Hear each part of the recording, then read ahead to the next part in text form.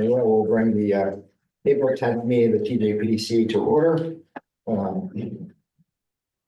We have a roll call, please. Screen. Sure. That will be What? tonight. Yes, Mr. Galloway, Mr. Pruitt, Here. Chair O'Brien, Here. Chairman Smith. Here. Mr. Woolsey, Here. Mr. Higgins, Here. Mr. Barlow, Mr. Manning, Woodward, we will let in shortly, Mr. Yes. Mr. Rutherford, Mr. Duranzio. Here. We have a quorum, Mr. Chair. Right. Next would be to Could we have a motion for electronic participation for Mr. Greene? Okay. Second, Mr. Greene. All right, all those in favor? Aye. Very well. we need to know where he is. Oh, yes, could you please state where you are and what your reason for not being here is? Is that me? Is that for Woodward? Absolutely. Okay. Yeah. Yes, I had a medical procedure today. I'm at home on Zoom. Well, we're glad you're okay. Well, thank you. Thanks. Excellent. Okay, we will now move on to our presentations. Do we have any comments from the public? So they're limited to 2 minutes. Would anybody like to in the public? No? Okay. How about online? We don't have any requests. Seeing none, we will move on to presentations. To begin with, we have Blue Ridge Cigarette Tax Board. What?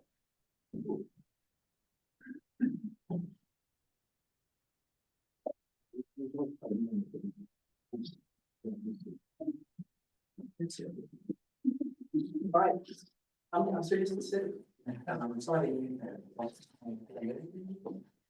Hit the X. Let's see, this is. Yeah, hit the X on that. Thank you. And hit OK in the upper right, so that banner goes away too, full screen show. There you go. That's it, I'll advance your slides. Okay. Just let me know when you're ready. All right, I'm ready. All right, good evening, Mr. Chair, members of the commission. This is your biannual update on the activities of the Regional Cigarette Tax Board. The TJPDC serves as administrative board a little over 3 years now. Just kind of a recap of how it works. The board was established in October of 2021. You can see there a listing of the members. We're up to 10 member jurisdictions now, 4 jurisdictions within the TJPDC boundaries and 6 other localities outside of our borders. Local taxes became effective in January of 2022. Just really started our day-to-day work that we do. We're currently an administrator. As I said, for the board, we work with approximately 25 distributors.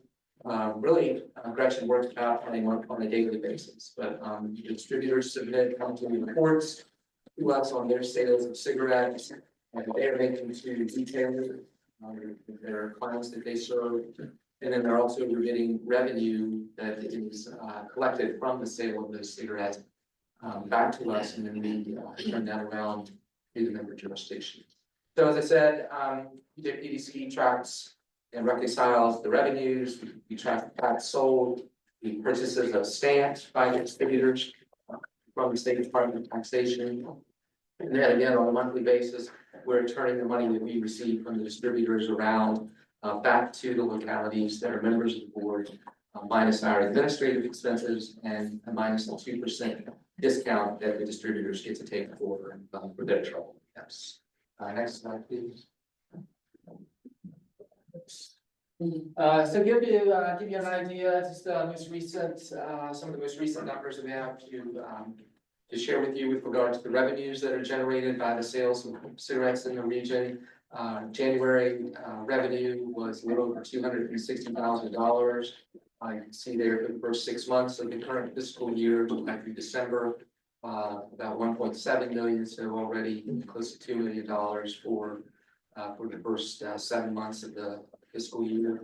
And that's on over 5 million packed cigarettes that have been sold. I've been watching our administrative costs from the time we spent, setting up and in some of the initial days getting things up and running, and those administrative costs are really coming down. So, that's 66. No, that's right, 66,000 is what that's supposed to be. We are to date, but we're down to about $9,000 a month. And then when you look at that, that against the revenue that's being taken in, it's about 4%. So I think that's a pretty low cost administrative leading us to implement the program. Overall, and we'll get into some of this in the upcoming slides, across the region, across the 10 jurisdictions, tax sold and the revenues are continuing on a slightly downward trend. We've been seeing that since really almost since the implementation of the taxes in the localities, which I think is what folks are looking for to reduce the prevalence of smoking. And again, there I mentioned the expenses fluctuating, but about $9,500 per month so far this year. Again, those expenses are spread monthly across the participating jurisdictions. Next slide. All right, so we'll go and look at some of the numbers and some of these neat graphs that Gretchen has put together. Just a graphical representation of the tax sold between July and January across 3 fiscal years. So again, we started in January of 22, so you can see what those numbers look like for each of those 7 months. In regard to the blue line is fiscal year 23, the orange 24, and the green is 25. So kind of look at it sideways, and you can see that things are overall in a down trend. Just to give you a better portrayal of the current fiscal year in terms of the number of packs sold. This is a graph that shows all of the jurisdictions and the number of packs of cigarettes that have been sold. You can see Augusta County continues to be the largest seller. You couple them with Albemarle and you get about half of the sales just with those 2 jurisdictions. And then coming on around the our TJPDC jurisdictions with Charlottesville, Fluvanna, and Greene, and then moving on up from say 8 or 9 o'clock on the other jurisdictions that are. Next slide, please. Moving back to a kind of across 3 fiscal years comparison, this is the allocations of the revenues that have been collected. This is going to be the net that goes out to the jurisdictions, again, subtracting out our expenses in that dealer discount. So for that July to January of each of those 3 fiscal years, I think you can more easily see how that downward trend in revenues is occurring. You'll notice a couple of exceptions to that. Augusta County jumps way up in the current fiscal year. That's because they increased their tax effective July 1 of last year from 15 cents to 30 cents per pack. You'll also see with Orange County, a big jump up there beginning July 1 of 23. They increased the tax from 12 cents per pack all the way to 40 cents per pack. So a little bit different picture there. Fluvanna, they seem to be kind of our even keel county. Seems like that their packs sold and their revenues don't fluctuate on them. Wait till the Wawa comes in. There you go. Anecdotally, been saying this for a couple of years. If you've got a Wawa or Sheets, that's where you sell it. Yeah. So, Green getting ready to have fun. and we saw in Greene County when the Sheets closed for those several months. You could definitely see it. Next slide. And then this is just the current fiscal year, 7 months, allocation. Again, even though Augusta County is our top seller in terms of the number of packs, because they do have a 30-cent rate as opposed to a 40-cent rate, their revenue is not as high as Albemarle, which is in blue.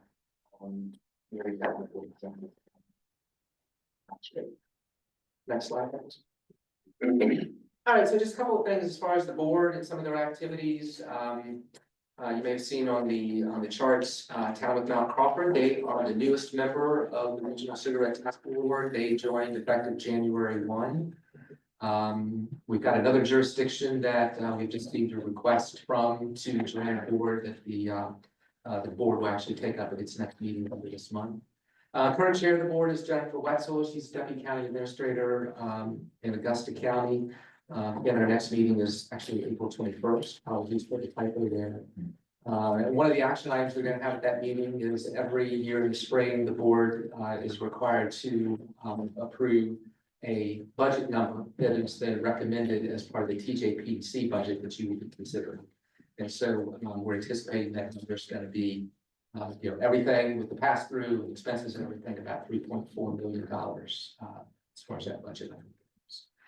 I guess since I was here 6 months ago, the board has approved some changes to policy on what new members are required to do when they join the board. There are some upfront expenses that they pay, based on the percentage of their population in the jurisdiction as it relates to the population of the board's region as a whole. We every year ask the distributors to register with us, that on a calendar year basis. They are issued a permit number that's good for 1 year. So we completed that process shortly after the beginning of the calendar year. And again, it's about 25 distributors that we are working with. And then the board has been talking some, and I don't know if I had presented this to you before, there's supposedly a new product that's going to be coming to the United States at some point this year. It's over in Europe right now, and it's referred to as a heat not burn product. It's, instead of there being the igniting of a cigarette, this is a smaller cigarette that gets inserted into a little device, and then the tobacco is actually heated. There was some legislation, not this past session, but in 2024, to address this, the coming of the new product and how it will be handled. And it appears that these products will fall under the definition of a cigarette. So should they show up, and should there be, them showing up in retailers, I have to really look and see if that's something that's taken any additional action on at the local level, but it would be subject to taxation at least under the current state law. Next slide, please.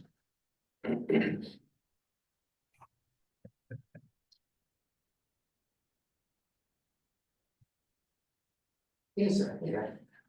There's a smart copy. I think I just got it. Let me do it again.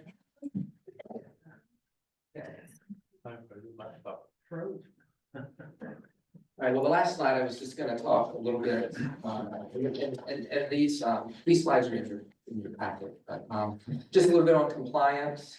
We have a compliance agent, works on a part-time basis, sits out in the field, working, every day with retailers to make they have properly stamped cigarettes that they have for sale. There's a very distinct BRCTV orange stamp that actually covers the state tax of 60 cents per pack, as well as the tax for any jurisdiction in this region. He does a great job working with retailers who may be out of compliance to get them to compliance in a cooperative way. And so far, we have not had to seize any products for being out of compliance because of the work they do to get them in compliance. We do have procedures in place and a process in place. Should we make seizures, because then the retailer would have an option to appeal the seizure of that product.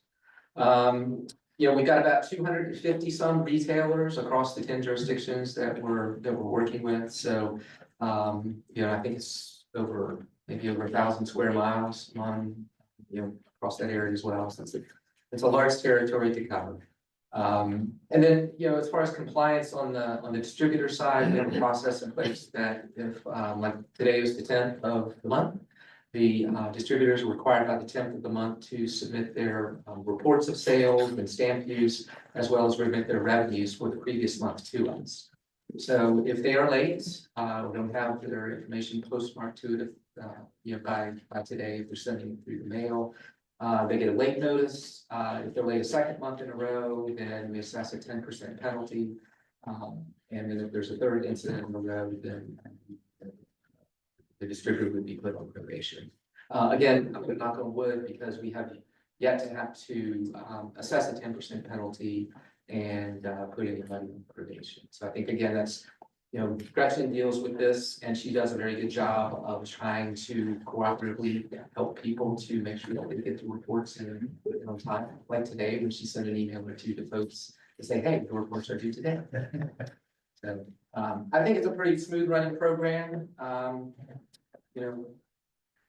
We've got 10 jurisdictions, maybe 11, you know, very soon, and, you know, it seems to run well. We don't hear concerns from the board, concerns from the localities about anything that seems to be going on out in their localities with the cigarettes or anything related to the work that we're doing. So,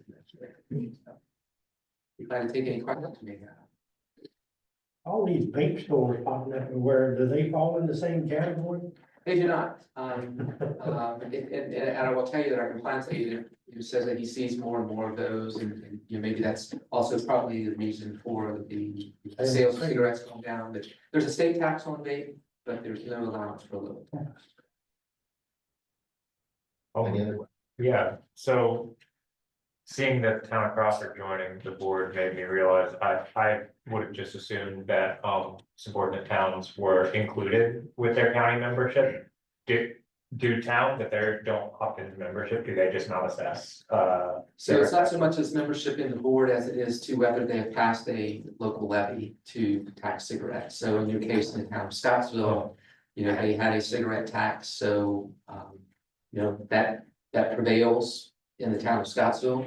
They could also let Albemarle's tax be part of the tax on cigarettes in Scottsville, but that would be an action that they could take if they wanted to. But you know, there's no, you know, a jurisdiction can have a tax on cigarettes and not be part of the board.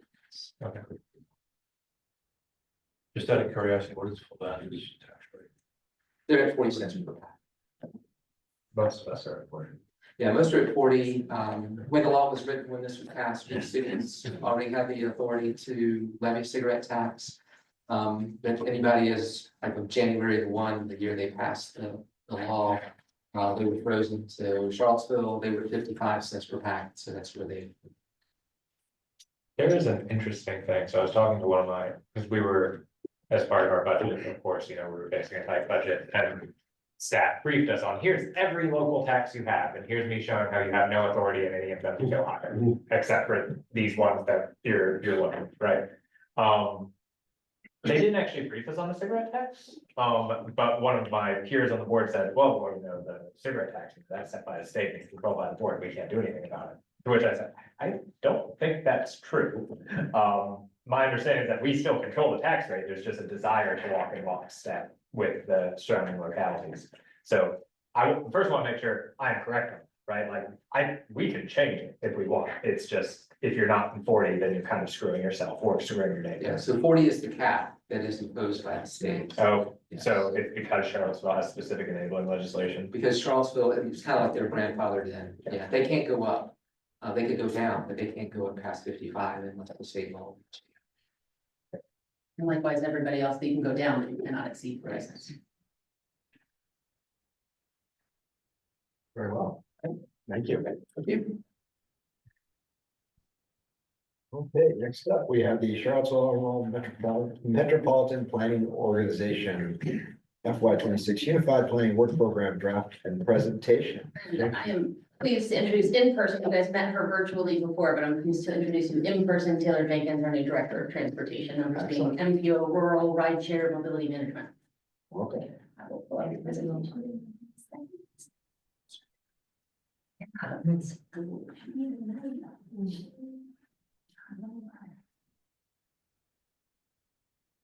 So we know when it is. Great.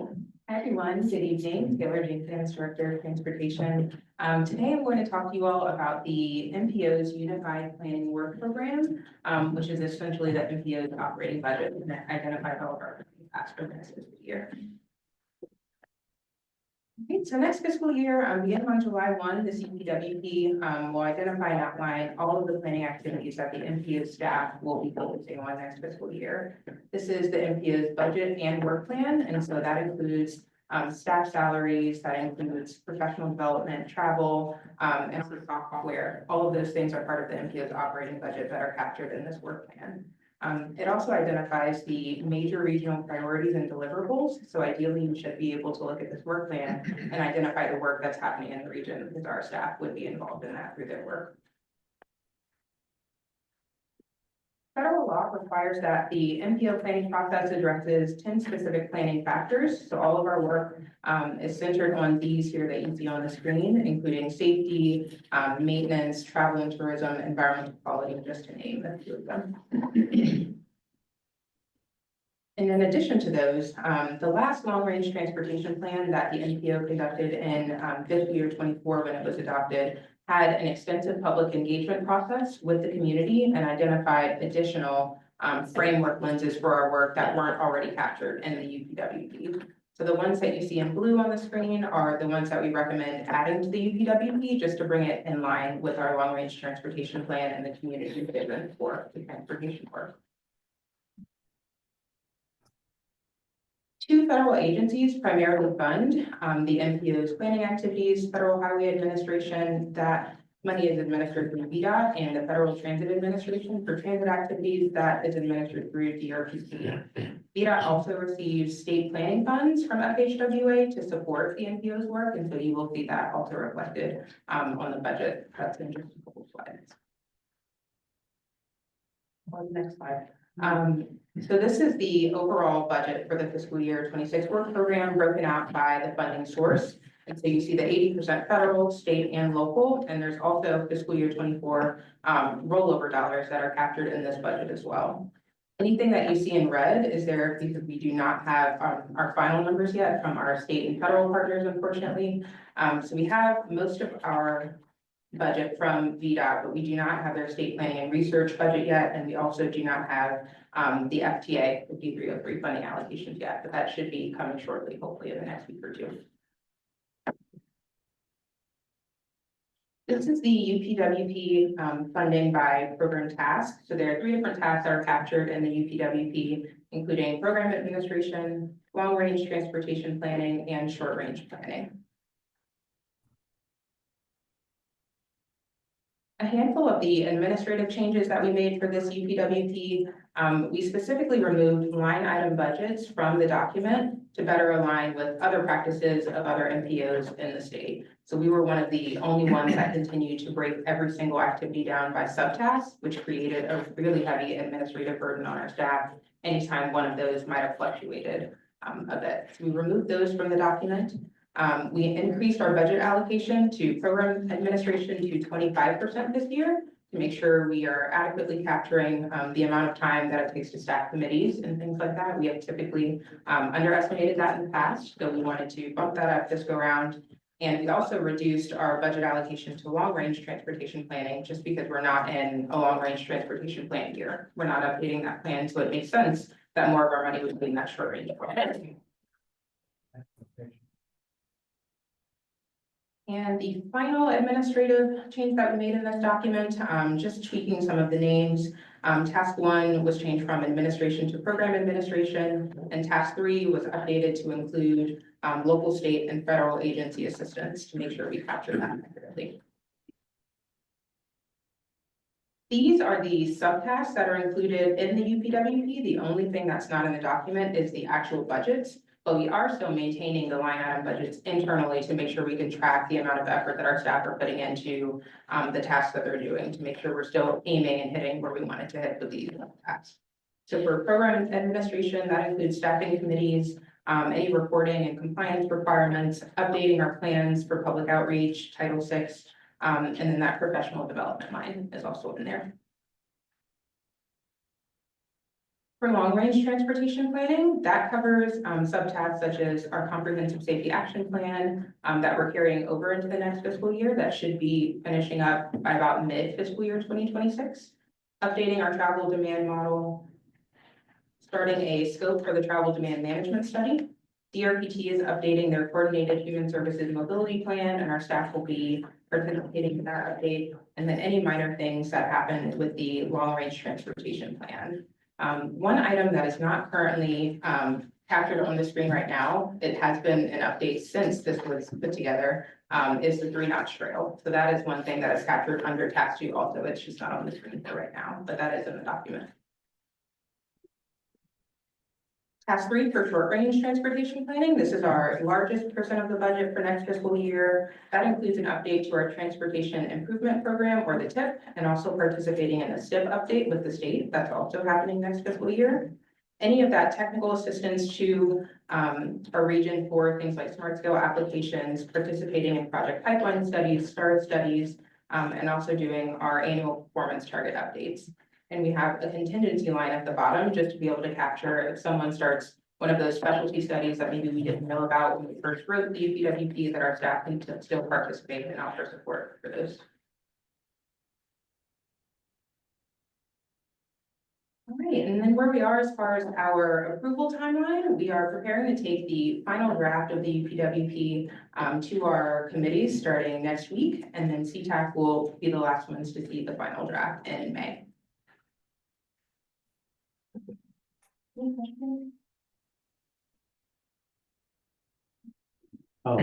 The Three Notch Trail Master Plan, when will that be initiated? So that kicked off last month, I believe. We had our first meeting of the Master Plan Technical Committee, and so very soon you should see some announcements of the first public meeting. Okay. That will be- So the 24-month Yes, process has started. yes. Thank you. Taylor, good presentation. I was just wondering, for those of us in the rural counties, you know, the Street Smart program, Smart scale. Smart Scale, no, not Smart Scale, this traffic. Safe streets and. Safe streets. Yeah. Safe streets often seems more performative than substantive. Are you getting any vibes from the wider landscape that they may be looking a little more intently at the situation in the rural counties?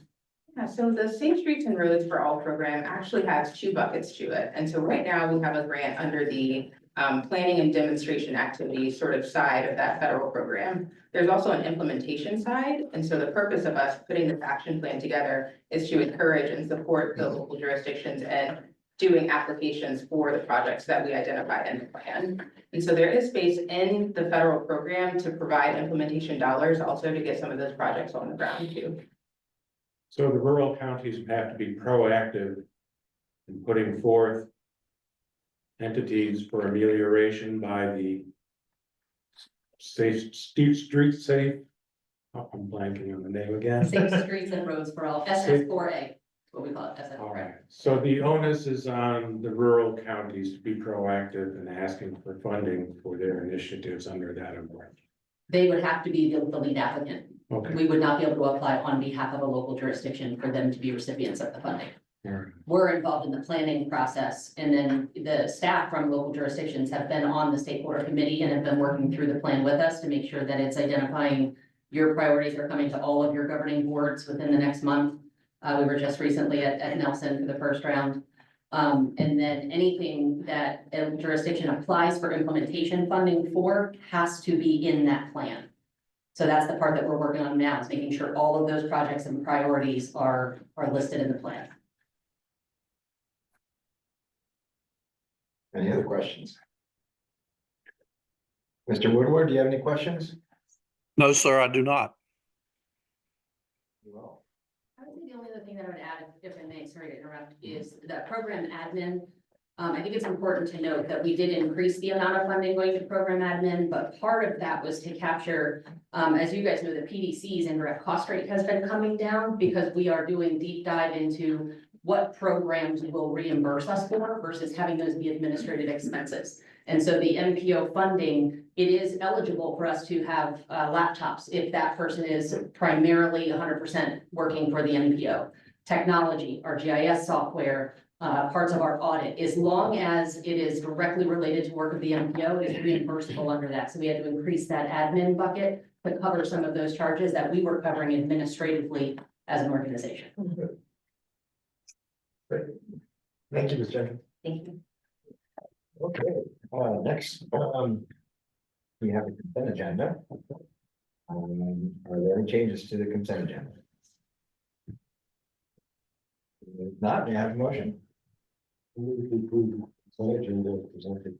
Second, I second. okay, all in favor? Aye. Nay? Mr. Woodward, I'm sorry. Aye. Okay, chair votes aye, and motion passes. All right, on to old business. We have none. So next we will have Miss Ellen from Gallagher present the classification compensation study results. And I'll do a quick introduction. As you guys well know, we contracted with Gallagher to complete this study. We've been working with them very closely and then also meeting with the Finance Executive Committee to seek their direction and get feedback and get recommendations on implementation of recommendations of the study. So Sherry is here to present the full study findings as well as several of the options that were considered. And then at the end of this, we will be asking the commission for action to give staff direction to incorporate preferred option into the FY26 budgeting process.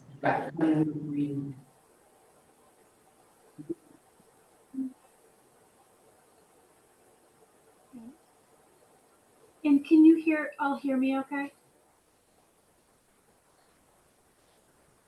Yes, we can. Okay, perfect. So thank you for having me tonight. And we're going to review sort of the results of the compensation study and some recommended option for implementation of a revised salary structure. So to start with, we like to talk about our methodology first. And what we do is when we're determining which positions to go out to the market with, we look at the current jobs that you have. You have 19 at the Planning District Commission, so we did go out to the market for all 19. However, what we do is make sure that they are representative across a significant portion of your employee population. It represents all levels across the organization as well, and all functional areas that are within the commission. It has, and also positions that are difficult to recruit for or where high turnover exists, and again, common in the marketplace. And again, since the Planning Commission has 19 jobs, we did go out to the market to look for data on all 19. One of the first steps we took was to conduct a custom survey. And 25 of your comparable organizations were asked to participate. We sent out an email with a link to that survey information. 9 organizations responded. It's about a 36% response rate.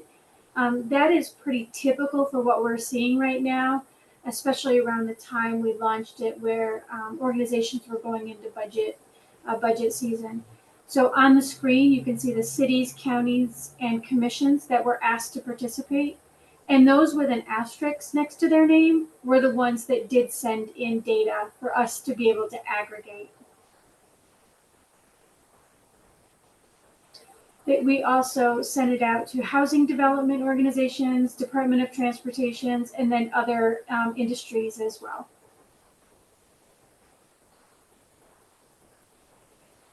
Once we send out the custom survey, the next step we take is we look at published survey sources that we have available to us here at Gallagher. We use 3 of the largest published survey sources: CompData, Mercer, and Willis Towers Watson. They're conducted by reputable salary firms. They're on an annual basis, so they are third-party firms. The data is not self-reported, so we do not use sites such as like Glassdoor or Salary.com because we do not know how they collect the data. And typically they'll collect the data based on titles instead of looking at the roles and minimum qualifications. So we make sure that when we go out to collect the data, that it is from a reputable firm, and that as you've described your role, when we look at how the survey sources describe that role and the minimum requirements for the role, there's at least an 80% match in duties and minimum qualifications. And for the custom survey, we also at Gallagher have to follow the same Federal Trade Commission guidelines that these 3 largest survey firms have to follow as well, where we have to have at least 5 matches per title in order to aggregate that data back to you for results. Once we've collected all of that data, we do have effective dates, and we age the survey date forward to a common effective date. Since survey data is typically collected in the beginning of a year, and then the results are not available until typically the fall, we make sure that we age that forward to a common date. And we did that to compare your salaries to March 1st, 2025. And we use the World at Work prevailing market trends. So World at Work is a well-known HR professional organization that conducts a survey that asks organizations what they move their base pay salaries by and what they move their salary structures or salary ranges forward by. So World at Work, and then they break it up by state and industry. So we looked at public sector in the state of Virginia. So actual salaries moved by 2% for the year, and salary ranges moved by 2.7. After that, for the data that we collect, both in the published survey sources and in the custom survey sources, we geographically adjust all that data to Charlottesville, Virginia, so that we are comparing apples to apples on base salary. Now, we do that by the cost of labor because it does refer to the difference in pay or the labor market from one job from one location to another. And then we run it through an additional outlier analysis to determine if the matches we made were appropriate. So anything outside of about a 2 standard deviation, we'll revisit those matches to make sure they're appropriate. And if we think after revisiting the scope of work, the minimum qualifications, and what we've matched according to the salary surveys, and also the custom, and we go back and ask questions on the custom if we find something outside of that 2 standard deviations, we may choose to include it if we do think it's appropriate, or we exclude it if we really think it's not an appropriate match.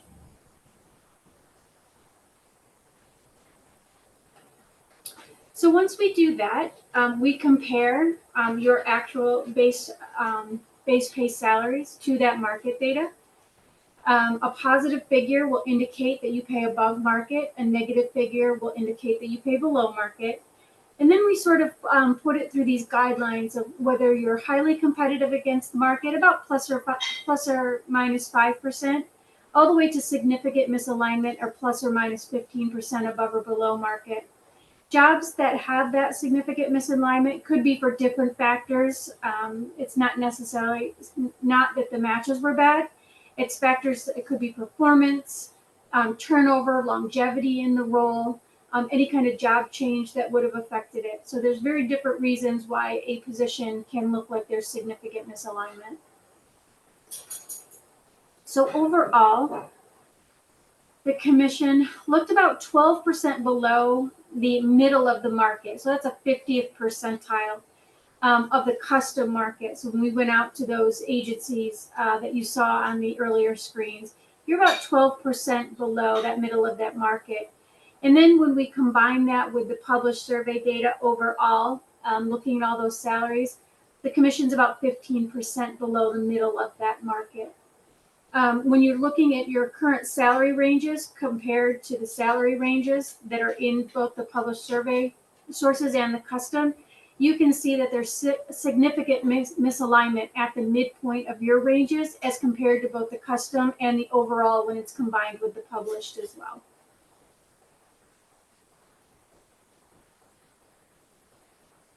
The next couple of slides, and we'll just go through these real quickly, just shows by title how it fared against, how your titles fared against the market, and sort of where you're aligned against both the 25th percentile, the middle of the market, which is that median value, and then the 75th percentile of the market. And typically someone who is established in their role, somewhere around probably 8 to 9 years of experience in their role, should be at that market median value and should be competitive with the market. That's sort of how, when you think about it, and when you think about where someone should be against market, that's a pretty standard place after about 8, 9 years in their role.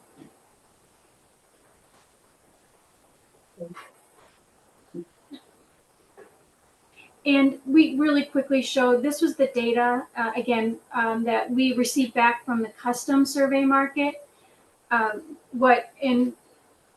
Again, we follow the Federal Trade Commission guidelines, on at least 5 or more matches per title. And so we did get a little bit of return on that data, but not much.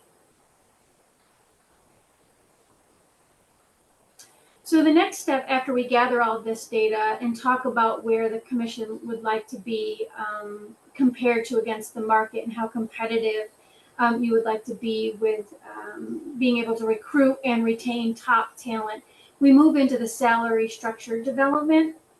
And here we have three options to begin with of how we developed to start talking about where the commission would like to be. Option one, the structure was developed using the base pay salary data from the surveys at the combined market using the 50th percentile, sort of that middle of that market, that median, with range widths, from your minimum to maximum, about 35% wide, and weighted for, you have a couple roles that are multi-faceted. And so we weighted those roles based on the percent time they spent on each of those sort of duties under those roles. Option two was developing a structure using the same criteria, but around the 75th percentile of the market, where you would be leading the market at option number two. Option 3A is where we looked at the market data and to be competitive and maybe lead the market just slightly in order to recruit and retain your top talent, is we found a place in the middle of the 50th and 75th percentile. And again, making the salary ranges about 35% wide and weighted for those multi-role positions. And once we looked at all that data, and again, talked to the finance committee, we came up with an option 3B, we like to call it. It is a structure developed between the 50th and 75th of the structure. But we started looking at career paths within the commission and thinking about how long someone would stay in a role. And so we sort of looked at the salary range widths and brought some of them in to about 25%, knowing they would only stay in the role 2-3 years and then move on to their next step. And then all the way out to 50% wide, where someone may stay for an entire career within that position. And it gives them room to grow from minimum to midpoint through to the maximum. And of course, these roles are weighted for those multi-role positions again.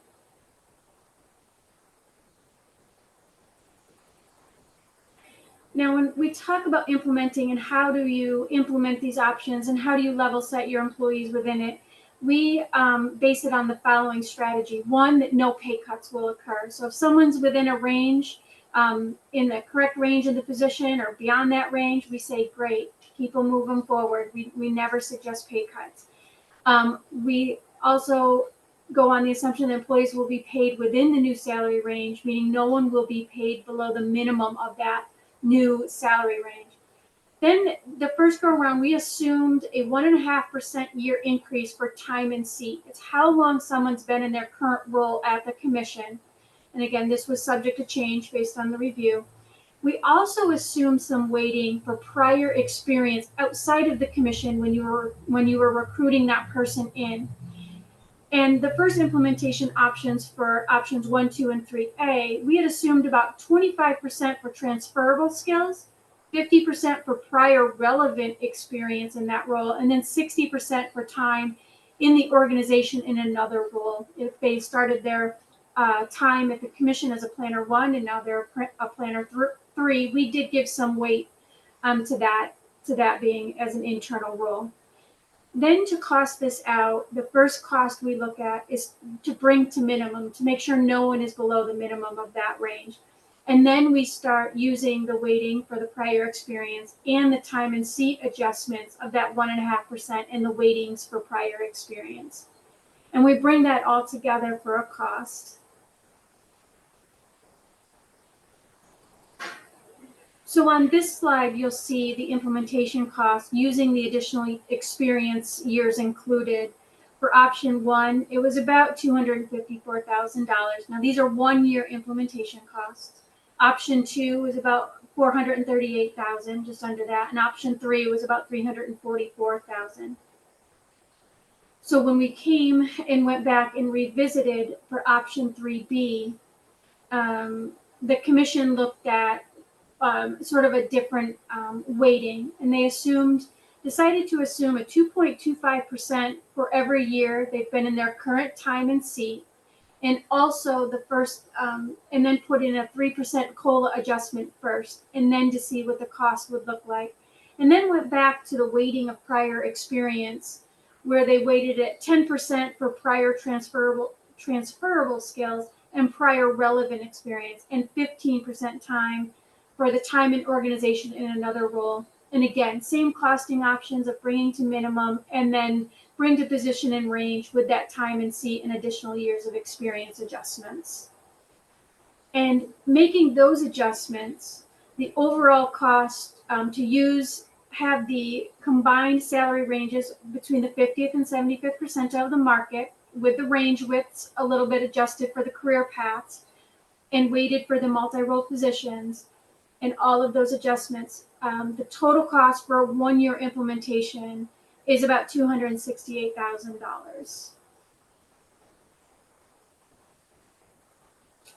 Here's what that structure would look like upon acceptance of this salary structure and the implementation plan. Each title, each role would have their own individual salary range based on that market. And again, weighted for the multi-role positions.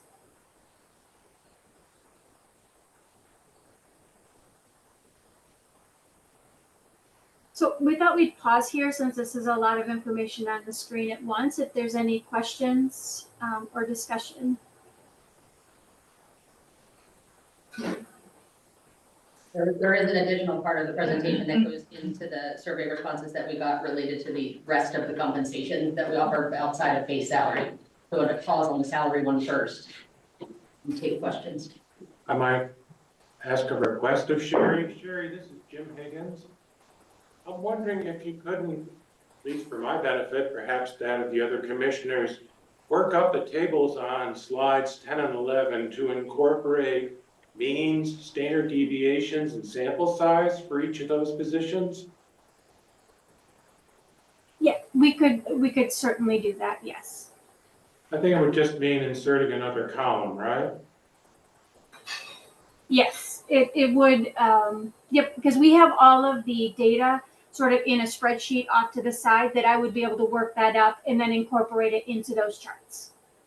That'd be great. Sure. Thanks. So I'm sorry, it was mean, standard deviation. And if you could just indicate what the sample size is for each of those entries? Yeah, I'm assuming it's, pardon? Yeah, He said absolutely. Okay. Earlier in the presentation, you mentioned 25. Is that the sample size? That's our custom survey. That's the survey that we sent out to our comparators, other planning district commissions, other local governments. You know, that is not the market data. That is just a custom survey that we developed. Okay, so yeah, some clarification about sample size for each of the benchmark positions, that would be helpful to me. sure.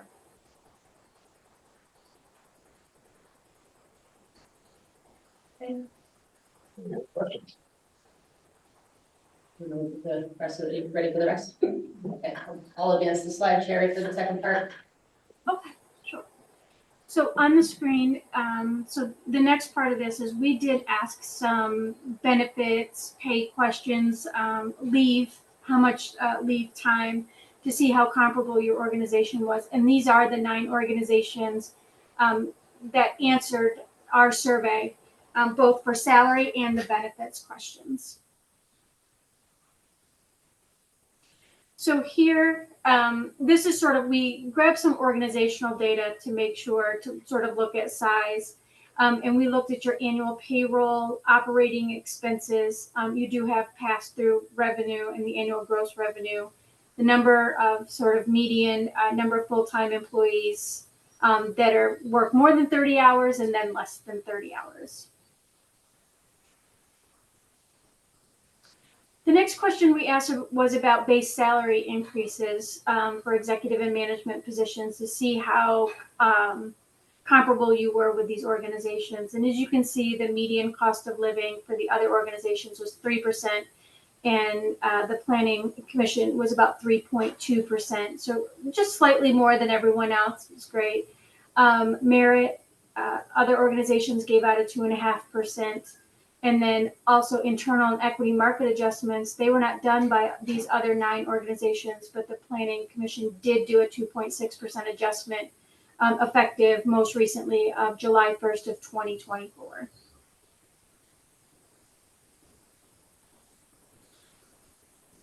And then we broke it up into exempt and non-exempt, and it showed relatively the same results. COLA adjustments were about 3%, merit 2.5% for the other organizations, and the Planning Commission at 3.2%, and with the internal equity market adjustments around 2.4%, and I believe it was 1.2% for non-exempt.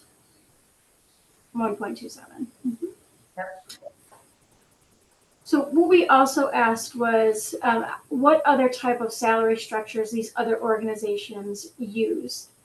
And did they have established pay structures for the, executive management, exempt and non-exempt? 8 organizations did have established pay structures, and only 1 organization did not for any of the groupings. And the red outline, just real quickly, shows how Thomas, the Planning Commission, what their answer was as well. So the type of pay structure, as you can see, 5 organizations for executive and management do have open ranges. And then 5 of those organizations also, they have the open, for exempt, they also have the open ranges, and for non-exempt, 4 have open ranges, and 3 had pay grades with steps. So most organizations are going with open ranges. Here, 5, we asked about variable pay programs, maybe annual bonuses, performance bonuses, incentive pay. 5 organizations do offer some type of variable pay, and 4 did not.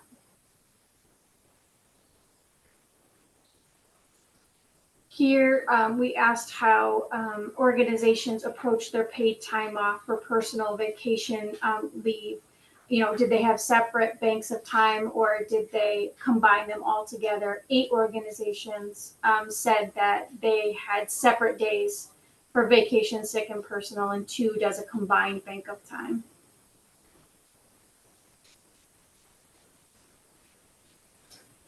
Here, does the organizations differentiate leave based on employees' length of service? And all 10 organizations said yes. So for the purpose of determining an employee's annual leave allotment, does your organization give credit for an employee's experience outside of the organization? The majority said no, but 3 does give credit to their employees for relevant experience when they're trying to determine how much annual leave they get.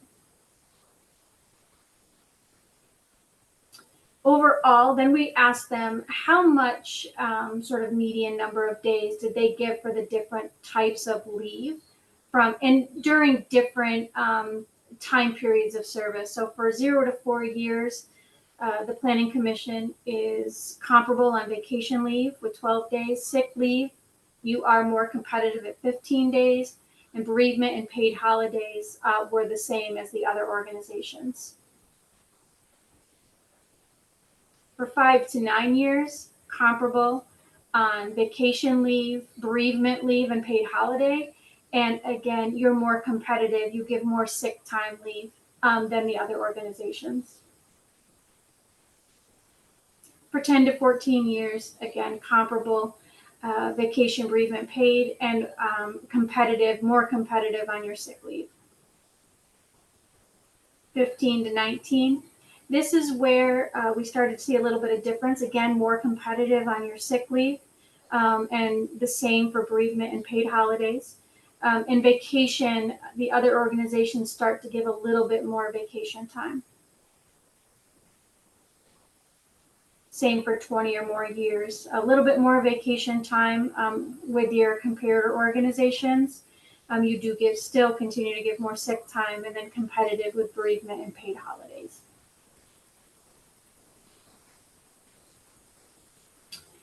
So this asked if your organization allows employees to carry over or bank or donate unused leave time. 8 of the organizations do allow carryover. Only 1 organization did allow for bank time. The Planning Commission does not. And 6 organizations, along with the Planning Commission, does allow donation to other employees for if they have some time left over. I'm sorry, no, you do not allow. Sorry, I read that chart wrong. I apologize. 3 do allow their employees to donate time. Here for retirement, your organization a Virginia Retirement System entity, excuse me. 6 said yes, and 4 are not part of the VRS. We then look to see how competitive premiums are for medical, dental, and vision costs. As you can see, employee only, you're competitive with others in this area. For employee plus 1, you're still relatively competitive. And with employee plus family, median monthly cost for employees does go up a little bit higher for the Planning Commission, a little over $1,200, where the other computer organizations are around $945. And then the median annual out-of-pocket maximum, the other organizations are around $7,000, where the Planning Commission's about $10,000. Here, does your organization contribute to an HSA or an HRA? 4 organizations do not, like the Planning Commission, and 2 do contribute to an employee's HSA or HRA.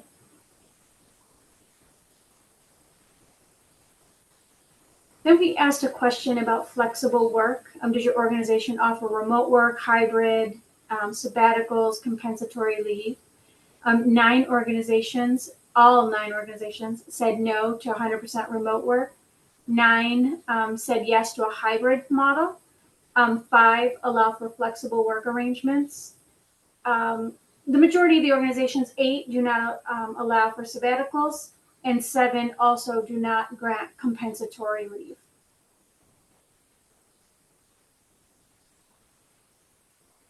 So, if there's any questions on that, those were the questions that went out in the custom survey. Sometimes all 9 organizations answered the question, and sometimes they did not. That's where there's a little bit difference in the numbers sometimes. Do have a question that, and this may not be extractable in a way that's meaningful, but it looks when we go back to the chart showing, I guess, median, what are we looking at? The pay practice and benefits summary by the organization data, and then looking at the organization. I mean, I think we can all, I mean, how tight is our median there? Because it seems to me that you can extract from number of employees and annual operating expenses and annual payroll median being very closely in line with us, that we're really talking about the clustered planning district commissions and similar creatures, right? I mean, as being the median, it isn't. City of Charlottesville, the City of Richmond got a hell of a lot more than 18 people. I mean, they're way out there. And I would imagine that most of these planning district commissions have somewhere between 14 and 22, give or take. Does anything interesting happen if we drop the people with the folks with the, $300 million to $1 billion budgets out of this? So we certainly can take a look at that, and I'm happy to. Because we use medians and not averages, typically when you use the median, it accounts for those outliers, right? The very high ones. So if we took those out, this would probably adjust a little bit, but it would not be a drastic adjustment. You wouldn't go from, like, say, the 18 full-time for 30 plus hours you wouldn't all of a sudden see that drop to say like 4, or maybe go all the way up to 150 or something like that. And I'm making up numbers because those outliers are already adjusted for in the calculations. Yeah, I guess what I'm addressing is even in one sense, what's,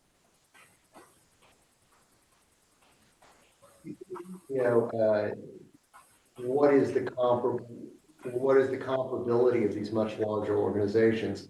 Even though acknowledging that you're looking at the very truncated parts of the city of Richmond, I mean, we're not really care about their police department, for example. But it seems, but what you're saying is if we pull those out, we're not gonna make that much of a difference in the median because they're so far on one side of the table. Correct. And when we asked these questions of the comparable organizations, we did ask more based on their general workforce. So typically in like a city of Richmond or Charlottesville, it would exclude sort of public safety because. Well, I was just using that as a large department that has nothing to do with us, not that specific, I mean, they don't care about, there's no point in talking about the maintenance staff of the city of Charlottesville and the maintenance staff of the Townships and Planning Commission, because I think I'm looking at the maintenance staff of the Townships and Planning Commission right now. So, for example, all right, that was, thank you for indulging me. Sure. Any other questions?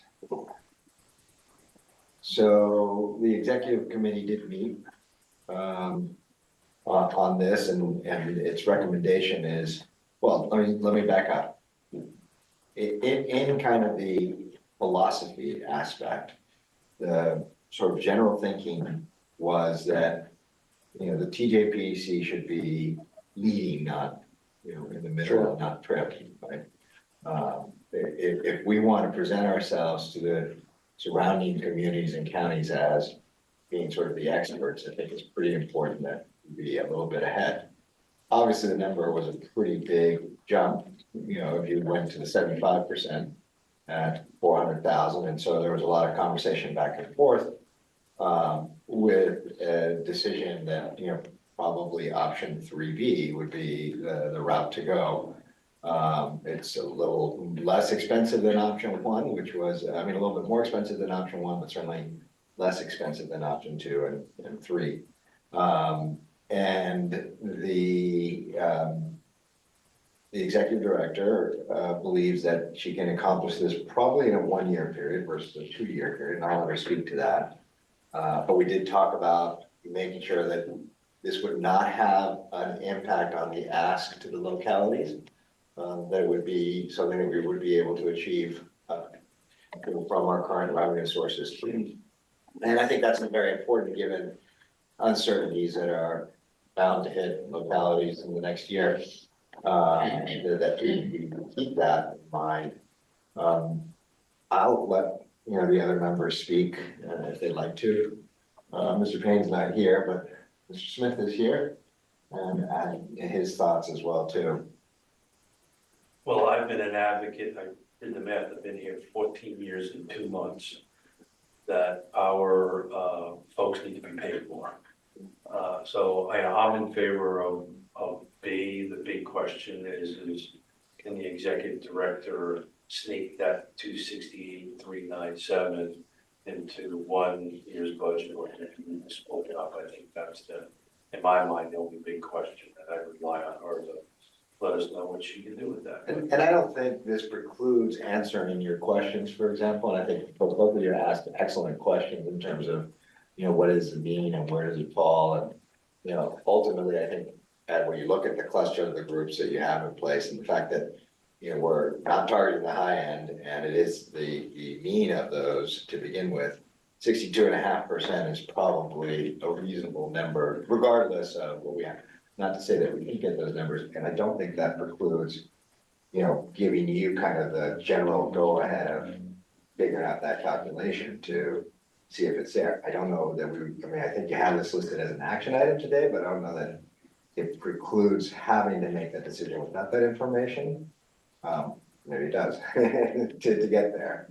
I don't know what you're saying, yes or no? Yeah, I've already prepared the FY '26 budget. We are still waiting for things like our DRP FTA money, our mobility management grant, to see what the draft SIP says. So there are still some unknowns in that budget. I feel fairly confident that I can do this in 1 year. What I would have to do is get confirmation of all those extra revenue sources, and if for some reason they come in lower than we're anticipating, I would then have to bring to you in May the option for doing it across 2 years if I can't balance the budget. We already have a very lean operating budget. There's not a lot of fat in there that I can cut from, so there's not a lot of expenses I can cut. So if we don't secure the revenue, that would determine whether or not I have to do this over 1 or 2. Right now, I'm within $10,000 of balancing the budget though. So if all of the grants come in the way we anticipate, we should be okay in 1 year. Is that included the 268 That's the 268. and your $10,000? I'm within 10,000 right now, yes. So was there any conversation on the leave benefits and flexibility piece of this and its impact? Because, I mean, I think that, to me, there are things that are, I mean, despite our absolutely schizophrenic housing market and the expenses to live, I think these quality of life issues involving leave and even sabbaticals and compensatory time and, am I missing something? Is there some statutory regulatory thing that puts bereavement leave at 3 days, no more, no less, or is that just what everybody does? Was there some reason that everyone does that? Because that just seems to be a preposterously low number. We also allow the use of our sick leave Yeah. for mental health sick, so that it can be an extension of something like a bereavement. Yeah. So, I mean, what sort of conversation have we had about that? We really didn't have much of a conversation. No, not in this process. This part is for getting to the budgeting part of the salary. We did bring to you guys last month the health insurance in order to offer additional options under health insurance. And then we intend, as part of our work through the fall, to be coming back to you guys with the handbook, the personnel handbook again, asking for additional changes related to this information that we found. So for example, the years of service, how much paid time off that you get based on how many years you're here, we will come back with all of these changes that we want to the handbook related to the benefits. Right, and, you know, Those I are mean, less from about recruiting, financial. it seems to me that recruiting, you're shooting yourself in the foot by not accommodating leave based on experience. You know, I mean, that's asking a lot of somebody who spent 12 years somewhere as a valuable employee. Well, you know, the hell with that. We're gonna treat you like you've been here for 6 weeks with your time off. Well, you know, It's a fair point, yeah. yeah. No, I mean, I think when you look, That we split, right? Well, And then the it's just, 20 year, beyond 20 years is where we start to be. well, no, different what than I'm our saying peers. is you don't make accommodations for somebody who's got 15 years of experience elsewhere. And you're backing them up to probationary employee, off time, you know, thanks, I'm not taking that job. You know, well, some of us like to work nonstop, so. Yeah, so I think in general, the benefit package, we are kind of doing as we are amending the handbook and bringing forward potential changes and offerings there. So just in terms of the bandwidth of what we can bring at which time, so we haven't been able to look at everything. So this also is informative on what other things we can be looking at to potentially add into the next version of ask. yeah, because it occurs to me, those things can be, in terms of real dollars to the organization, be less expensive. And value, but of equal or greater value than the dollar to the employee. Well, I think to your point in terms of, you know, attraction and retention, that's a good thing. I think you saw from the study that we were right in line with pretty much everybody. Except that. Except that aspect. And paid time off. And that's probably a very small additional charge. I don't know how much you've maybe factored into your budget, what we might do with different benefits, whether that's even been part of your calculation thus far, or if you really spoke about the compensation aspect. Right now, it was salary and health insurance. Okay. So. Because some of those, like, once you get into the, 20+ years of experience, we don't have very many of those here right now because of the turnover that we've had. Right. We have a lot of back to the turnover, well, that's even more of an argument for carryover and respecting the experience of the people who are coming to you, and you're hiring a mid to upper level employee, they need to have a benefit package that reflects the mid to upper level employee, like time off, like sick days. You guys know in your locality, I don't want to put you on the spot, do you know if your leave is based on full work experience or work experience within the organization? I know that the relatively senior hires in the city, that's a very flexible number. I don't know what it means for hiring a very experienced HVAC tech as opposed to a brand new HVAC. So, we do have some other things to cover tonight. I think the question is, knowing what you know right now, if somebody is willing to entertain a motion to approve Plan 3B, Chair would certainly in favor of that. I think you can look at the overall aspects and say, you know, if the compensation, if the philosophical objective of the TJPDC not to be in the middle of the pack, that option 1, which is 50% option, I think is really what you're there, isn't as attractive, and option B, 3B is, you know, a very nominal increase in relationship to just going right to option 2. And that's just in kind of the way they phased and did the adjustments from that. I don't know, you know, there may be board members that say, well, I really need to see this other information in order to make that decision. The question on 3B is, I assume that we're coming in lower because we expanded the range, which I guess is just a way of saying that they're going to be, that we've got a broader range, and therefore certain numbers are going to be at the lower end of that range for some period of time. Which in that case, is that an exercise in sophistry that actually doesn't do what we intended to do? Well, it's more than just the range, so there were 3 or 4 different variables, levers. So one difference between 3A and 3B is the range. Another difference is how much credit we were giving for prior experience before coming to the TJPDC. Mhm. So we had to play with these multipliers to see what makes the most sense. And in some cases, there were really outsized additions or overweighting prior experience, because we felt like a lot of that prior experience was required in order to get this role. So it was accounted for in some way. So we changed some of those multipliers to be a little bit lower. And we wanted to make sure to value time in the organization greater than time outside of the organization because of the institutional knowledge piece. So some of those variables changed in order to get from 3A to 3B. And then, is that the only other thing? Oh, and then how much percent for each year in seat? So it was at 1.5, industry standard is somewhere between 1.5% and 3.3% per year. We went with right in the middle, 2.25 in the 3B option. The 3A option was only moving people 1.5% for each year in seat. So those are some of the variables that change the cost based on the staff that we have. And of course, with a staff of 18, 4 or 5 people and dramatic changes there can make all of that go catty-walk to say.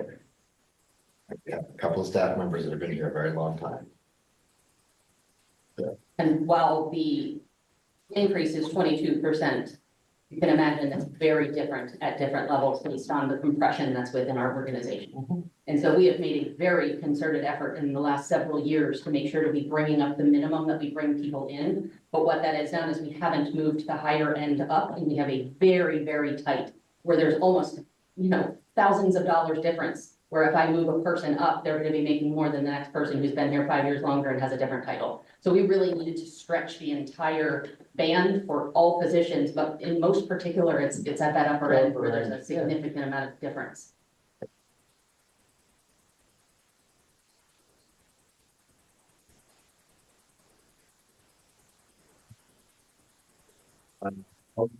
Process. So I would like to make ours. Mr. Smith, do we have a second? Okay. All those in favor? Aye. Woodward? I think we need to see your face. Yeah. No, we got one. I got an option, you can see his face, you got Okay. it. All right, the chair votes aye, and motion passes unanimously. Thank you for all the hard work, Ms. Fallon and Gallagher Group, and I know the staff put a lot of time in here as well too, so we really do appreciate it, and it helps to make sure that we're more competitive in the marketplace, so great job, very much. Thank you. It was our pleasure. Okay, well, I think we are now on to, the executive director's report. We still have 6B, appointment of the nominating. Oh, I'm sorry, I missed that, thank you. Yes, we need to appoint, it's hard to believe that, July will be here soon, and we need to appoint the nominating officers for the TJPDC here. Any volunteers? This is the committee that will then nominate to you all next month. Typically, it's 2 to 3 people, I think is what we have. Well, And I put in the executive director's report, I can pull that up if that is helpful. I don't think you need it for this, but I did put a list of the last 6 fiscal years who served in each of those positions, chair, vice chair, and treasurer. If you'd like me to pull that up, I can, but this is really about the nominating committee, not the officers themselves. Okay, Okay, all right, Mr. Duranzo volunteers, how about another one or 2? I know Mr. Pruitt's sitting there saying, yeah, I really want to do this. I think, Commissioner Galloway should probably be on it. I was thinking, my initial thought was Galloway and Rutherford, and that they'd happily volunteer. Yeah, I mean, I say that in jest in part because he's not here, but in serious in part because he's an immediate past chair, so probably does not have a dog in the fight personally. Yeah, and Mr. Rutherford as well. Cool. All right, well, then I think, we have a nominee. Do we have to take a vote on this, or this is a, no, okay. It didn't look like that. All right, very well. And you'll inform, they've been, Yes, and gracious. then I will help you and guys kind to join organize a meeting amongst yourselves to be able to create the slate so that you can present it in the next. Help you schedule it. All right, now we're moving on to the executive director's monthly report. So a couple of updates. Out of the category here, we've had quite a bit of outreach from our local governments for specific local planning support. So I listed a couple of those in there. Greene County reaching out to help support the town standard bills. Housing and Community Services chapter of their comp plan. Nelson County reached out, working on a group to help support looking at regulations for short-term rentals of dwellings. Town of Mineral reached out to us to see if we could potentially support the development of a historic overlay district. They did table their decision on whether they were gonna do that. They wanted to do some further outreach to the county of Louisa.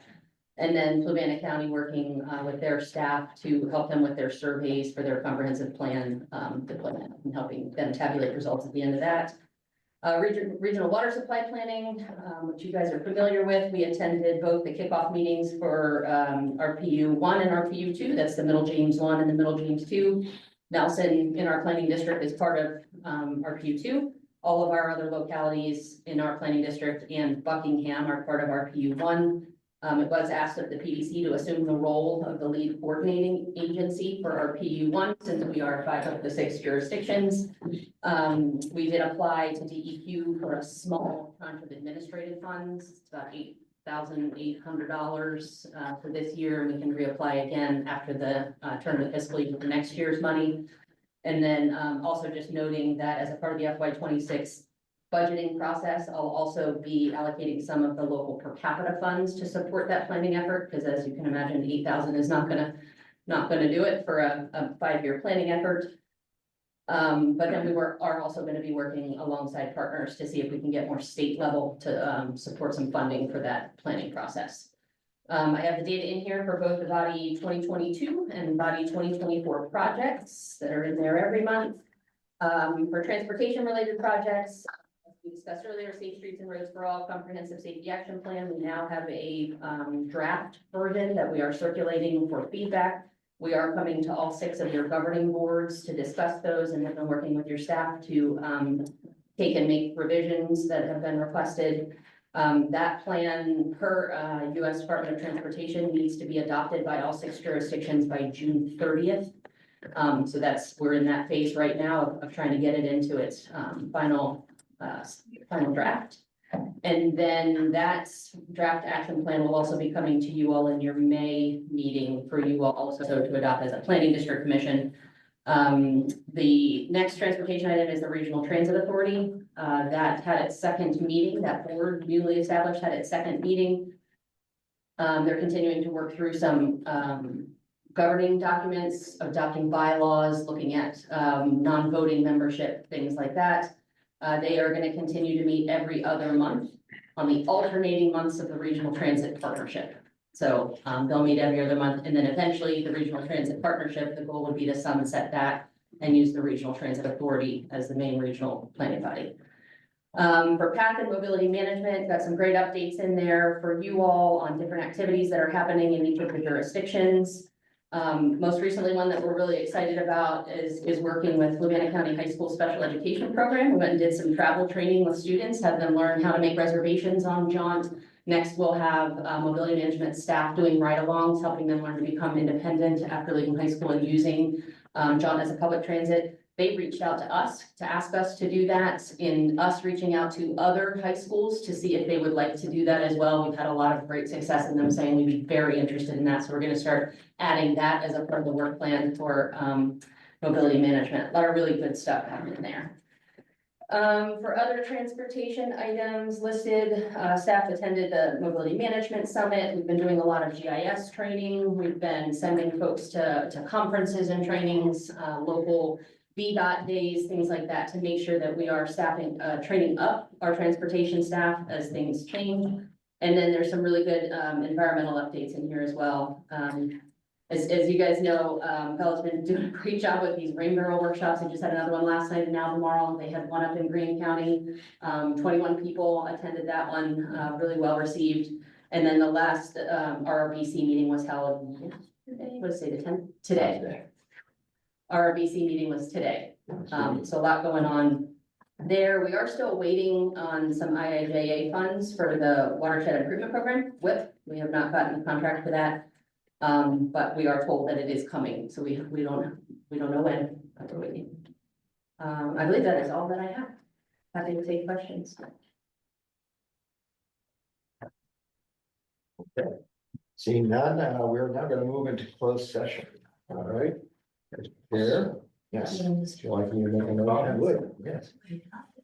Chair, I, Bill Duranzi, move the commission be convened to a closed session pursuant to the exemption found in section 2.2-3711A1 of the Code of Virginia to discuss matters of employee performance of the executive director.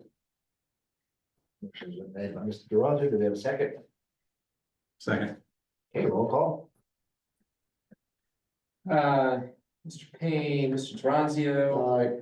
Mr. Galloway, Mr. Pruitt. Mr. O'Brien. Aye. Mr. Smith. Mr. Goolsby. Aye. Mr. Higgins. Aye. Mr. Reed. Aye. And Mr. Woodward. Aye. Okay, at this point, I will be moving everybody who's participating electronically into a waiting room. Any members of the public that are here will escort out to another room. So this room will be used for that closed session. All staff that are in the room will also leave. So it'll be just commissioners in the closed session. I'm going to pause the recording at this point and move everybody. Okay. Mr. Chair, I, Bill Duranzi, move the commission exit closed session. Do I have a second? Second. Motion made by Mr. Duranzi and seconded by Mr. Pruitt to come out of closed meeting. Roll call, please. Mr. Duranzio. Aye. Mr. Pruitt. Aye. Chair O'Brien. Aye. Mr. Smith. Aye. Supervisor Goolsby. Aye. Mr. Higgins. Aye. Supervisor Reed. Aye. And Mr. Woodward. Aye. I, Bill Duranzi, move the commission certified to the best of each member's knowledge, only public business matter lawfully exempted from the open meeting requirements of the Virginia Freedom of Information Act and identified in the motion authorizing the closed sessions were heard, discussed, or considered in the closed session. Well, I'm impressed. Motion made by Mr. Duranzi and seconded by Mr. Pruitt. To verify that only such public business matters as were identified in the meeting by which the board meeting were heard, discussed, etc. Mr. Geroncio. Aye. Mr. Pruitt. Aye. Chair O'Brien. Aye. Mr. Smith. Aye. Mr. Goolsby. Aye. Mr. Higgins. Aye. Mr. Reed. Aye. Mr. Woodward. Aye.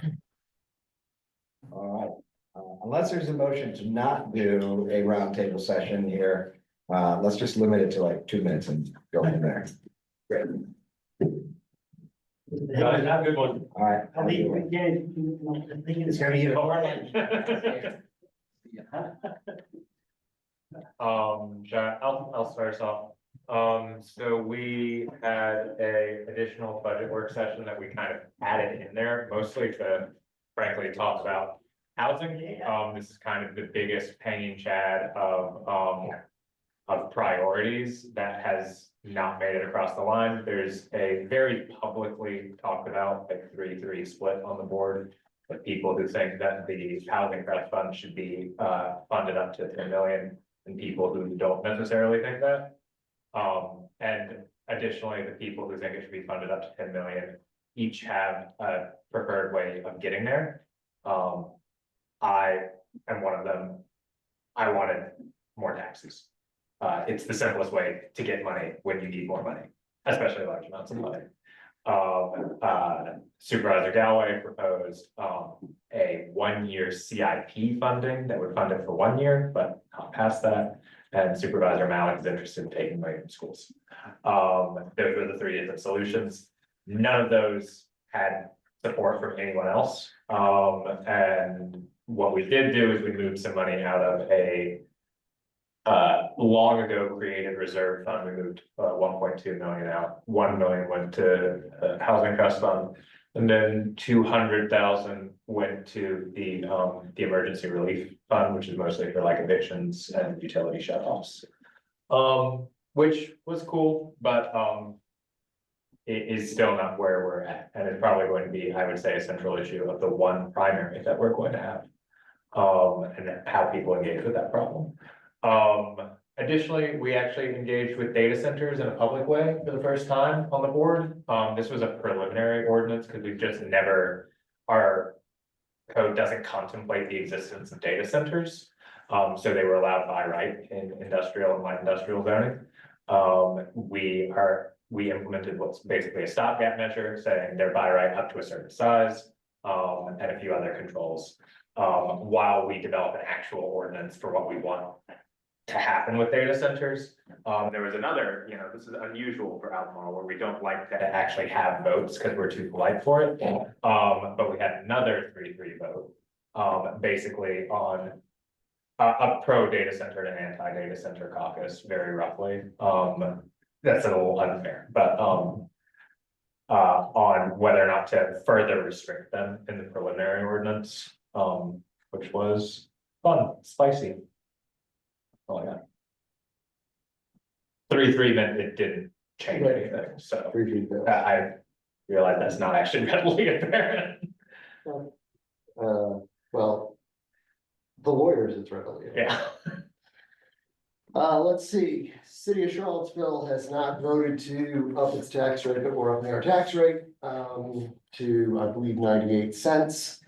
Where I have not been as deeply involved in the budget process as I should be, but you notice that half of the representation on this board obviously is because he hasn't, last 3 months he's been in this meetings with. So there's that. To your point on eviction prevention, one thing that I've noticed in my work on the Affordable Housing Fund and as chairing the CDBG task force is that we have noted a lot of siloed eviction prevention and tenant assistance requests. And we are trying to coordinate some sort of, and I'm sort of retitling this landlord tenant matters, that we do need a eviction prevention program, and somebody needs to carry the ball with secondary players, because right now we've got, it's Like just the land, the service provider map is too complicated. Yeah, the service provider map is too complicated. Different people are doing different things. Is there overlap? Who the hell knows? I mean, there's, So there's some of that, and also looking at, the reason I was sort of transitioning into the term landlord tenant is one of the things that we considered years ago and are now reconsidering, and is being sort of brought back from out of comatose, is the idea of a landlord risk reduction fund. The idea behind this is that you give a certainty to landlords that this is sort of avoid the stigma of subsidized housing clients damaging properties, and you've got to show up with your first and last month's rent. And that's hard to do, but if you go to them and say, the city will cover this, and you have an inspection process anyway, you know, in under section 8, that we can sort of manage this process a little bit. Pittsburgh had a similar program. They allocated something like $60,000 to it, and over 7 years, they spent 11 grand, you know. So it's really, but it gives release and movement. It'd be a lot more interesting if there was actually any rental stock available whatsoever within the city limits of the city of Charlottesville, but there isn't. So there's that. And I guess those are the major pieces.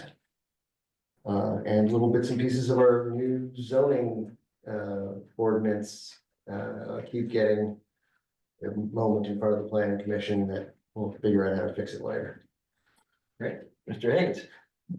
Very briefly, this week's rainfall is most welcome. Greene is in drought, of course. We'll need substantially more rain if we're going to emerge from that category.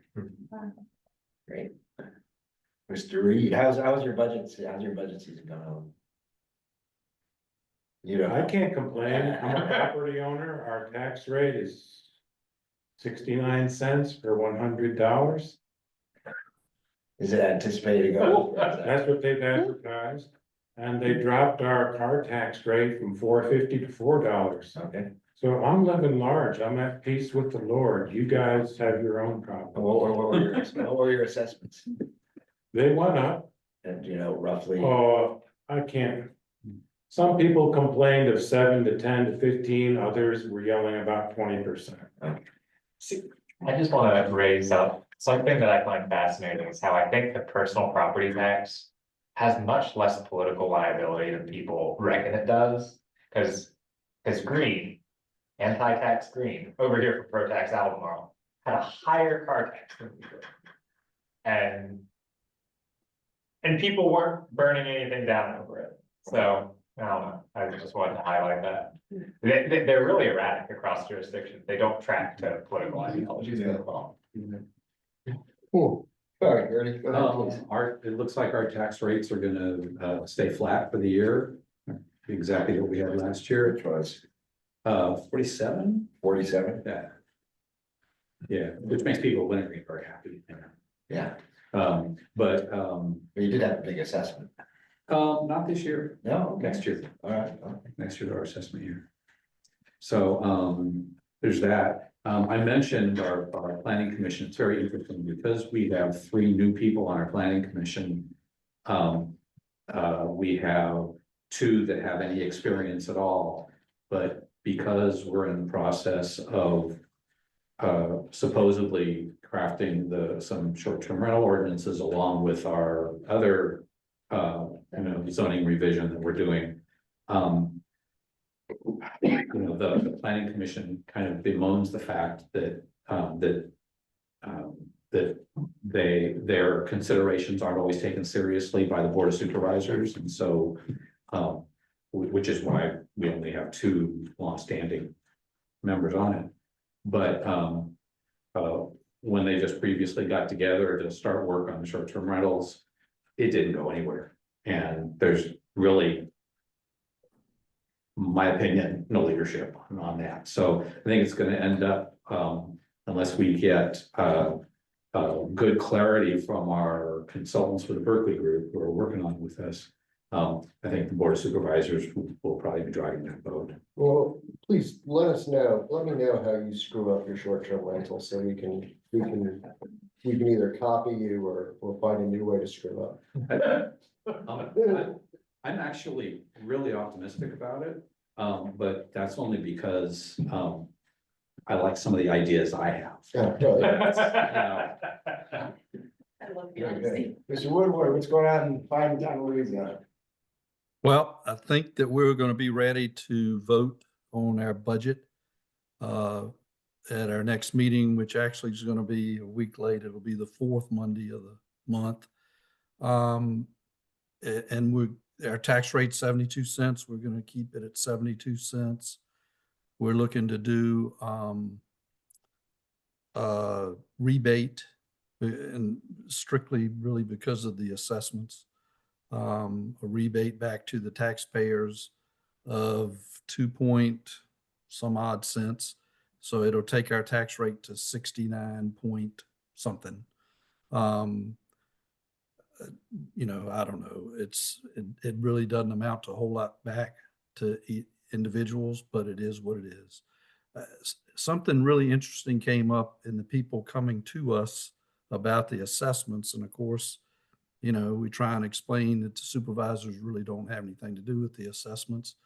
But Lake Anna, it is unbelievable. You spoke of short-term rentals. There's some short-term rentals on Lake Anna that in the summer are getting $20,000 a week. It's like going to the Outer Banks. And we had people that came up from these subdivisions before us, and they said, what's happening is those houses, if they are sold, they're selling based on the income from the short-term rental versus the real estate value of them. Yep. So I'm not sure what the Commissioner of Revenue's office is going to do about that. They certainly have become well aware of that. I think there's certainly something needs to be done about it because the majority of the folks live down there have no plans on turning their house into a short-term rental. My feeling is short-term rental in that situation, almost every one of those houses at Lake Anna are in a subdivision, and those subdivisions have homeowners association. I think that's something that the homeowners association needs to deal with, possibly with our help if needed. Some of them are smaller, so they don't have the income, and older, so they don't have the income or any much built up in an account to do much as far as if there's any legal action or anything. So anyway, but you know, the county's doing great. A lot of other issues. I won't go into any of those, but I think things are going well, and we're happy with the budget that we've come up with. About between 62 and 63% of that is for schools. It's going to be round number $188 million. So anyway. So what were your assessments? They ran the gamut. Some people, they were single digits, low single digits, just depending upon where you are in the county. Some of them we heard down at the lake area in particular, some people were claiming that they were 30, 40, 50%, or some even more than that, if they had one of these things sell in their neighborhood. So I still wouldn't sell my house for what it's assessed for. So there we go. How frequently do y'all reassess? Pardon me? Are y'all annually, biannually, what? Oh, no, we assess every year annually. Yep. And so you're not lowering your tax rate, you're just gonna give a rebate. That's right. Yeah, and that's sort of the philosophy of just keeping it at that level, but because of the assessments, it's that's an interesting approach. Yeah, you have to remember too, the data centers that are coming, you know, most of the income is going to be from the contents, from the business personal property, but the real estate makes a difference too. So, you know, we don't want to really mess with that. And we feel like 72 cents is a fair rate, and that, you know, the rebate right now is the way for us to go. Well, in Fluvanna County, we're wrapping up our budget season. We're coming down from an 84-cent rate. It looks like we're gonna settle at 75 cents with the 5-0 vote, which is our maximum. That will fund most of the sheriff's request, social services request, and all but about $300,000 from the schools. That was again, just because we put in a 75-cent maximum tax rate. So that's a positive. Of course, we had large reassessments ranging from 15 to 40%. And there was a lot of angst in the community about that. So even though our equalized rate was 69, 70 cents almost, the 5-cent increase isn't really where the real hit came in. The real hit came in on the folks that had a assessment of, over 17%. Because that was really the equalized, and this was a little interesting math that I went through this process is, they'll say, oh, well, the average equalized rate was 25 cents or 25% as an example. But you have to factor in the land that isn't in being taxed, right? And when you factor that in, then the real number is what's the difference between your current number and the equalized rate, and that's a lot closer to the 17%. So if you were at 17% of an increase and we equalized, then you would have paid no extra taxes. But if you weren't there, if you were at 40%, then you're paying essentially that extra 23% plus the additional 5 cents that we're putting in there. So pretty hefty increase for some people, for sure. But the good news is that, we're getting closer to essentially being able to get to what I would define as a sustainable rate. And the board's certainly well aware that most of the surrounding counties don't go through the sort of angst that Fluvanna does in terms of equalizing and where are we gonna be and so on. And they just try to stay with a flat rate. And, that becomes a sustainable rate. So I hope we'll get there. I don't know if we will, but I hope we'll get to that point. Other than that, we did pass a meals tax, which was new for the county. I will say, the chunk of that was maybe predicated on the fact that Wawa was coming. And that would generate a nice chunk of meals tax for us as well too, but we don't have a lot of levers in Fluvanna County that we pull for tax revenues, so I'll leave it at that. And I'll take a motion to adjourn. So moved. Second, all in favor? Aye. Aye. Motion passes. Come on, but you can't Thank you very much.